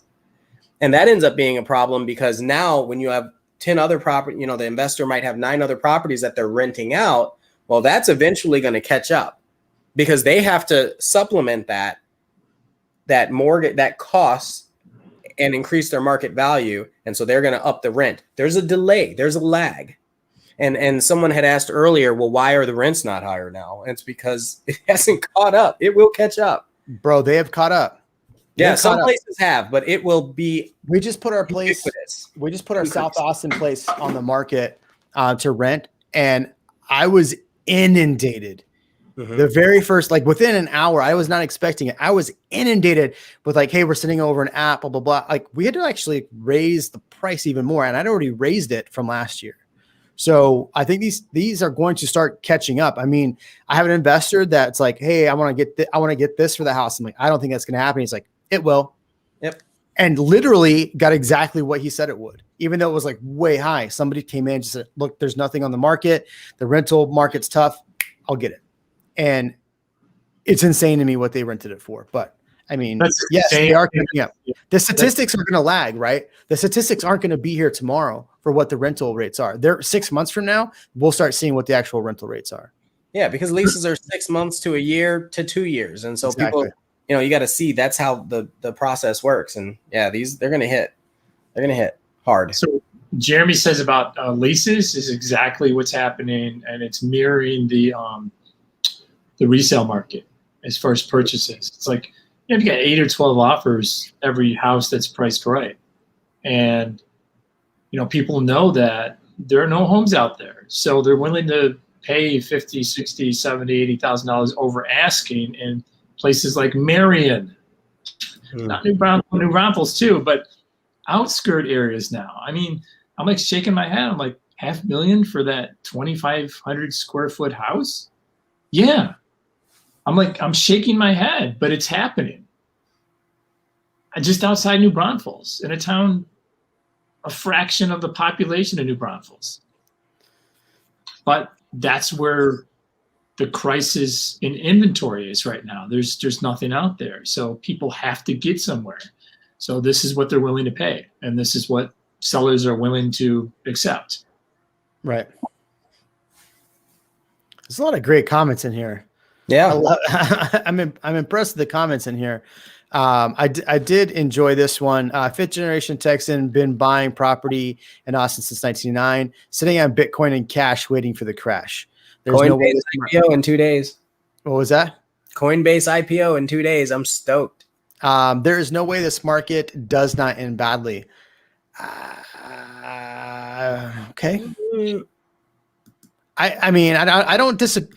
Here's the thing. I don't disagree that the market's going to change, but it's the timing of when it changes. What I ask people, okay, tell me when. Yeah. If you know the market's going to course correct or we're going to see a crash, tell me when. I want to know the information you know. Mm-hmm. And the information I'm looking at right now, why do you think home ownership is so popular right now? Answer the question. Why is home ownership so popular right now? Can you answer it? It's a simple one. Because you can work from home. The value right now, yes, the value in a lot of these companies are not making people come back. So the fact that you can work from home pretty much anywhere means you can live wherever you want for most people. Not all, but for most people. So it takes the desire and the need for these big commercial offices out, and the desire for homes more important, because you're going to want that space to sit and have your office. Every single person that reaches out to me, I need an office. Yes. I need an office. Every single person. There's not one person that says, well, I don't need space for an office. We office from home. Everyone, 100% of people that reaches out to me needs an office. So that is why we are seeing this. So you have to explain to me when home ownership becomes less desirable and when that market crashes.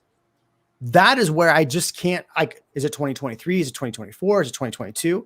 The problem I see for Texas, and I've stated this over and over and over again, our property taxes are going to get to a point that forces an unaffordability issue. I think we're already there, but 2 more years of this and these prices, I really think people start to question. I have friends right now that are like, you know what? I don't really need to be in Austin right now because I can work from wherever. I'm moving to Dallas. Like right now, one of my best friends, I was so mad. I was like, dude, I can't follow you this time. I followed him into this neighborhood. I can't follow you to Dallas unless I can sell my house for 1.5 million on the market right now. 1.5 million. Just kidding. Yeah. So anyway, thoughts. Yeah, the government is always a big catalyst in the housing market and really everything.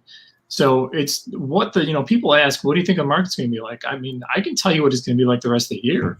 Beyond next year, I can tell you in 5 years or 10 years or 15 years, your house is going to be more than what it is now. But so much of what these people ask, it's like, okay, well, let's say the feds decide to up the rates in which they charge banks, right, for money. So the rates go up. So then buyers can't afford as much home anymore. And so suddenly the inventory grows and then it kind of sells itself, right? So a lot of, or people going back to work or creating more jobs, so much of what the government does or does not do impacts the housing market. Right. Speaking of the housing market, Camille has asked several times about 78745. I think 78745 is one of those neighborhoods that's seeing a growth or a spillover from 78704.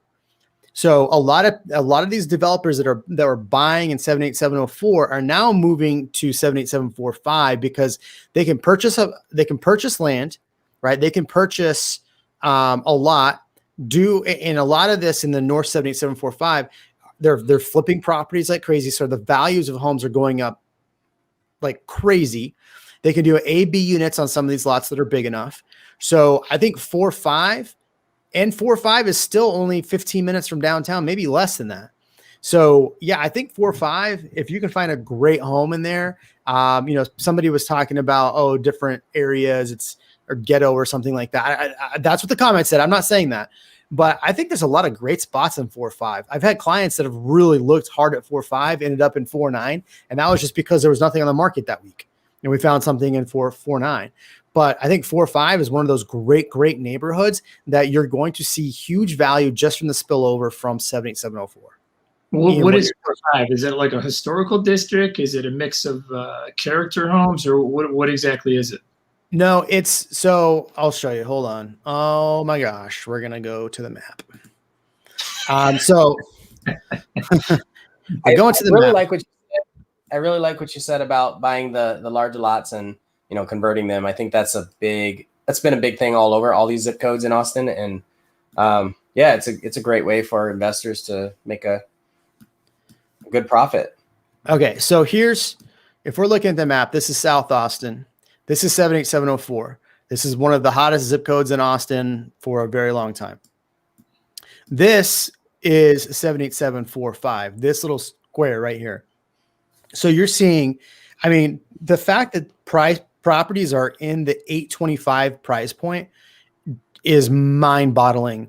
Thank you. Yeah, that's crazy. Mind-boggling. What was that movie from? Will Ferrell. There you go. Mind-boggling. Yeah, 825 for a property. This is nuts to me. 845. Yeah. So yeah, if you can find a property in 445 this area, and look, you're really close to Sunset Valley. You're really close to South Lamar. So and South Lamar, they're putting in $1 billion. Well, it's proposed $1 billion like domain thing here. So yeah, this area is popping. My favorite zip code or my favorite place where I would buy more and more and more of is this South Menchaca area. Sorry, I know everybody's gonna hit me for not saying Manchac. I can't say that. But this South Menchaca area, they finally named it right. This area, I think, is one of the most underrated zip codes in Austin right here, especially this south section, because it's actually a 1.8 tax rate. Shout out to Jeremy, who owns a rental property here. So anyway, breakdown on that. Yeah, the tax rate is good. There's plenty of space to build. It's good. Yeah. So there you go, Camille. I know you've been waiting for that. 4.8 is just as great. 4.8 is just as great. There you go. I like that. I rhymed. I see these back and forths about whether or not people will be working remote. How do you feel about that?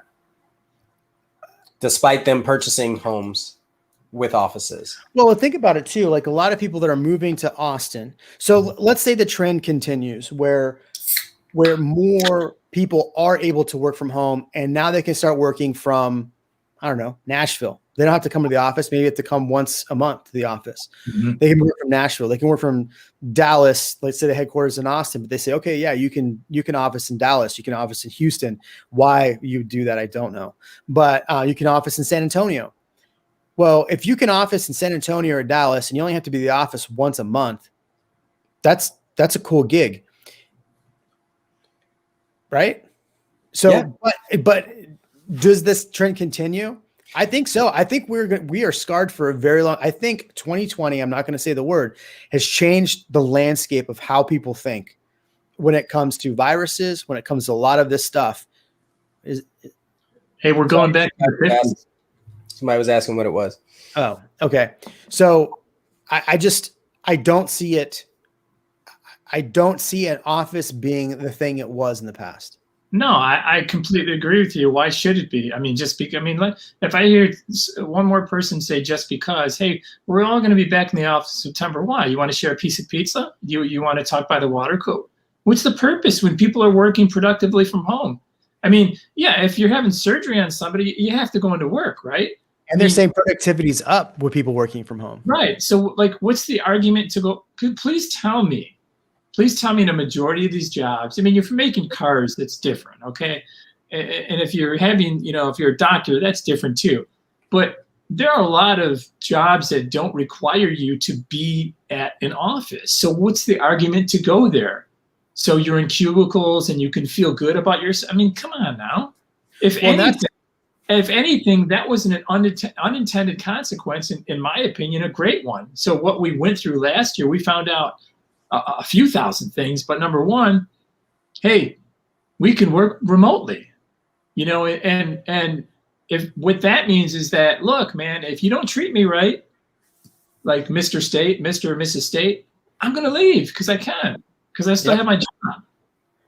And I think that is fueled, and how long this fuel is in this candle, I don't know, but I think that's fueled the catalyst for why companies are moving to Austin, why they're moving to your area, and why, hey, look, if I don't have to be in Austin, but maybe once a week, I might go live in New Braunfels, 45-minute drive to Google, right?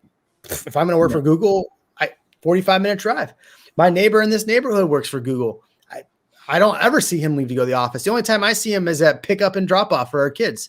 Like that's the only time, like and walking around the neighborhood. So I just don't see people. What's a candle? It's like SpaceX, but different. Sorry, that's a 2-week-old joke.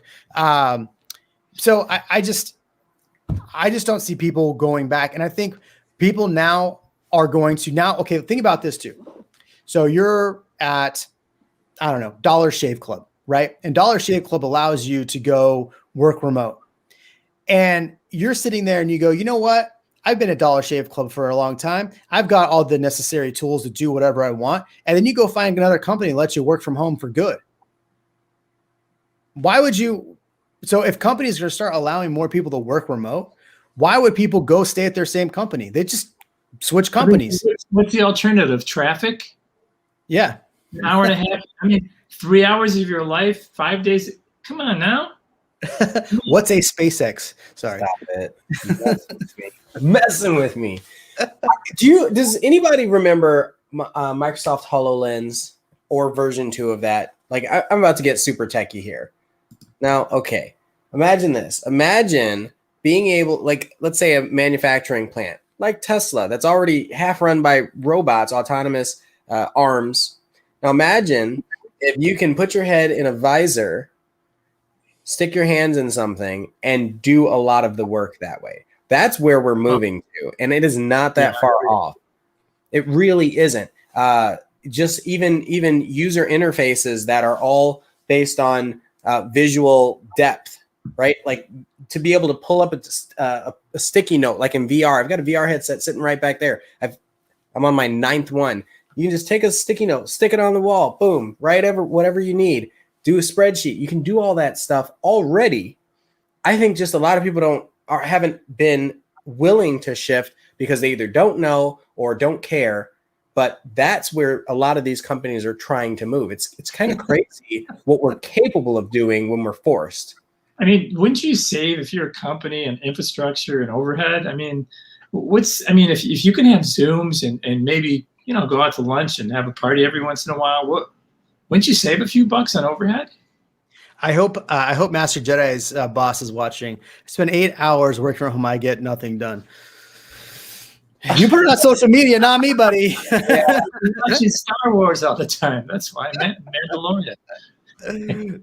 Sorry, I cut you off. Some of these comments are realistically, a lot of people need to, once they get to work, they have to unwind or get their coffee. And like once they go into the office, maybe chit chat with a few people I think is in there. There's a lot going, and then you got to take your lunch break. You got to get to the location. Sometimes you're like, it's a little bit longer. Working from home, even with that lag time, you're still overall more productive as long as you're somewhat disciplined.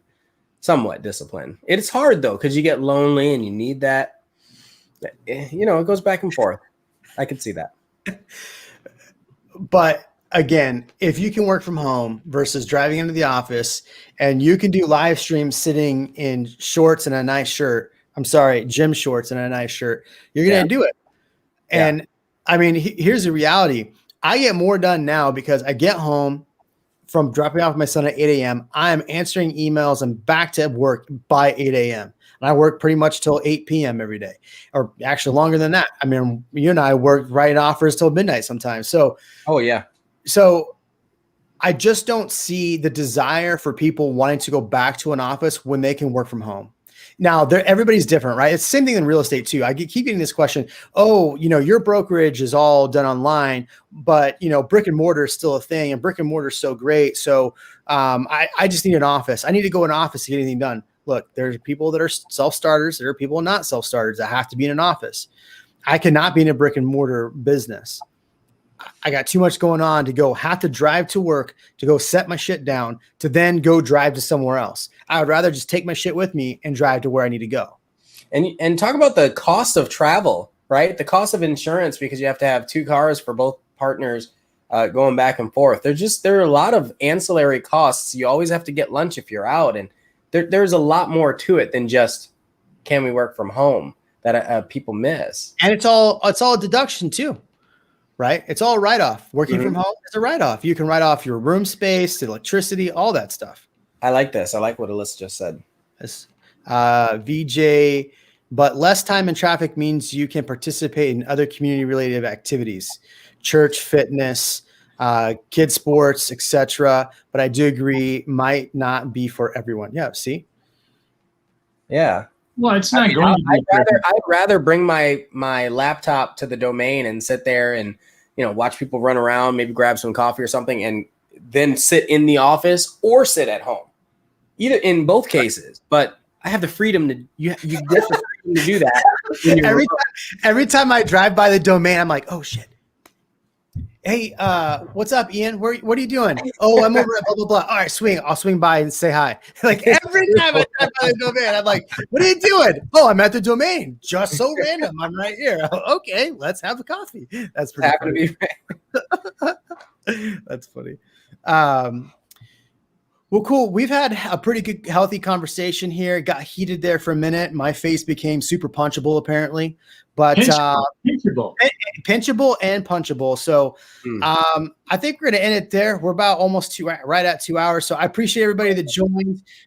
Thank you for all playing nice, except for a couple people. But that's how it works in every conversation. So Ian, what's your final words for everyone? My final words are understand your property taxes when you move here because they're going to hurt a little bit, but you're still welcome. Yep. Right. Final words. Final words, just be nice. Yeah. I like that. Mine, no pressure, no problem. Let's go.